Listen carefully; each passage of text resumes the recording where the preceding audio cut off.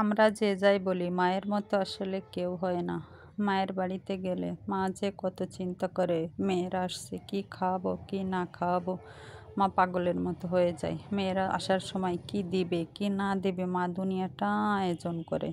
তো মায়ের বাড়ি থেকে আসার সময় মা অনেক কিছু দিয়ে দেয়। অনেক দূরের পথ আনতে পারে না, তবুও যা পারি তো আনি। তো আসসালামু আলাইকুম, বিসমিল্লাহির রহমানির রহিম। আশা করি সবাই ভালো আছেন। আমি আল্লাহ তাআলার অশেষ মেহেরবানিতে ভালো আছি। তবে একটু কাশিটা অনেক বেশি। একটু সবাই দোয়া করবেন যেন কাশিটা কমে যায়। কাশির জন্য ভয়েস দিতে কষ্ট হয়, ভয়েস দিতে পারি না। আমি এর আগের একটা ভিডিওতেও বলছি, থেমে থেমে কথা বলা লাগে, অফ করে কাশি দেওয়া লাগে, আবার কথা বলা লাগে, এভাবে চলতেছে।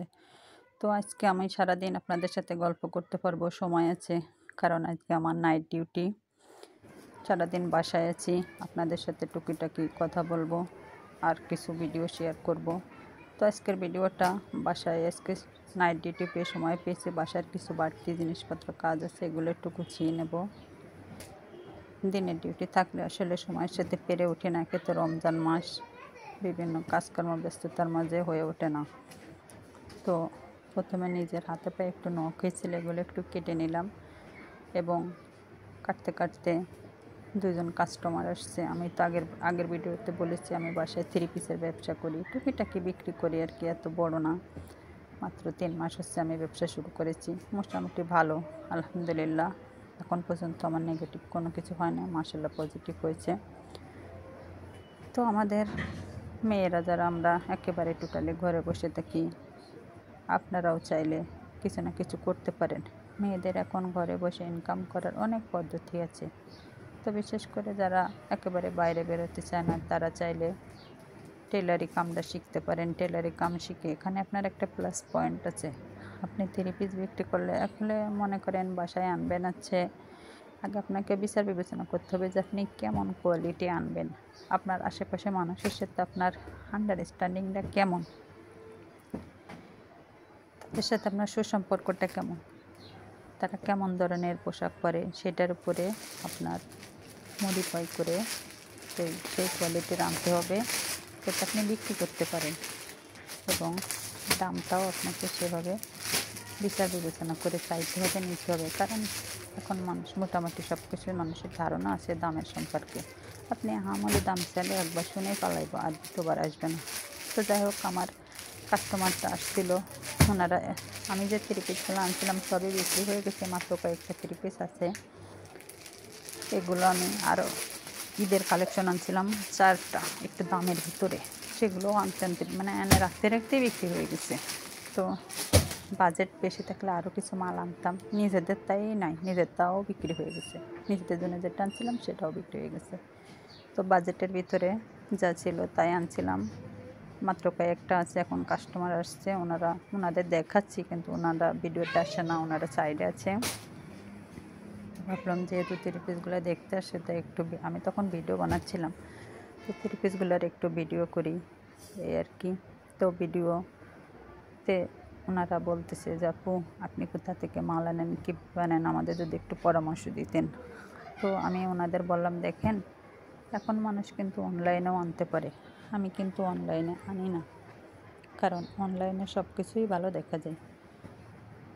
আমি এর আগে নিজের জন্য এনে আমি ঠকেছি, সে থেকে আমি আর অনলাইনে আনি না। আমি একটু মাসে একবার কষ্ট করে যে হলেও নিয়ে আসি, এনে সেগুলো আমি নিজে মার্কেট ঘুরে ঘুরে দেখে ঢাকা গাউছিয়া থেকে এনে আমি এগুলো আমার চোখে যেটা ভালো লাগে, আমার মানে আমার কাস্টমারেরও ভালো লাগবে, সেই হিসাব করে আমি আনি। আবার এখানে চেঞ্জ করারও ব্যবস্থা আছে। আপনি যদি একটা দোকান থেকে আনেন, তো তাদের সাথে কথা বলবেন যে আপনার 3 পিস যদি বিক্রি না হয় তা চেঞ্জ করে দেবে, টাকা ফেরত দিবে না। তা সেই হিসাব করে আপনি একটা দোকানের সাথে আন্ডারস্ট্যান্ডিং করে সেইভাবে মাল আনবেন, পরিচিত হয়ে গেলে তখন আপনি অনেক সুযোগ সুবিধা পাবেন। তো ভিডিওতে দেখতে দেখতে ওনারা 3 পিস 2টা পছন্দ করেছে, তো নিয়ে গেল। এরপর আমি বাইরে চলে আসলাম আমার সে বাড়তি কাজগুলো করতে। দেখতেই পাচ্ছেন যে হলুদ, মরিচ, তারপরে চাউলের গুঁড়ি, এগুলো মায়ের বাড়ি থেকে মা দিয়ে দিয়েছিল, অনেক দিন হয়ে গেছে, গত কোরবানিতে আনছি। এগুলো মাঝে রোদে দিতে পারি না, তো আজকে ভাবলাম রোদে দিয়ে শুকিয়ে নিব, বস্তায় রোদে দিলাম। এবং আবার সেই সাথে শীতও চলে গেল, তখন আমরা সিলিন্ডারে রান্তাম মাঝে মাঝে, তো সিলিন্ডারটাও একটু ধুয়ে মুছে টুছে উঠায় রাখি, কারণ এর ব্যবহারটা এখন আর হবে না। আবার শীত আসলে এখন লাইন গ্যাস পুরোপুরি পাই আমরা, অসুবিধা হয় না। তো সিলিন্ডারটা মশা শেষ করে ভাবলাম যে যেহেতু ভিডিও করতেছি একবারে তরকারিটা কুটে কেটে নিয়ে তারপরে একবারে গোসল টোসল করে নামাজ কালাম পড়বো, কোরআন শরীফ পড়বো। তাই সাথে সাথে তরকারি আনছি বাজার থেকে, টাটকা শাক, পুঁই শাক, আমরা বলি পুঁই শাক, কোনো কোনো বাসায় বলে, কুমিল্লারা বলে এটা ফলিও পাতা, আমরা বলি পুঁই শাক। এখন অনেক এক দেশের গালি এক দেশের বলি, যাই হোক।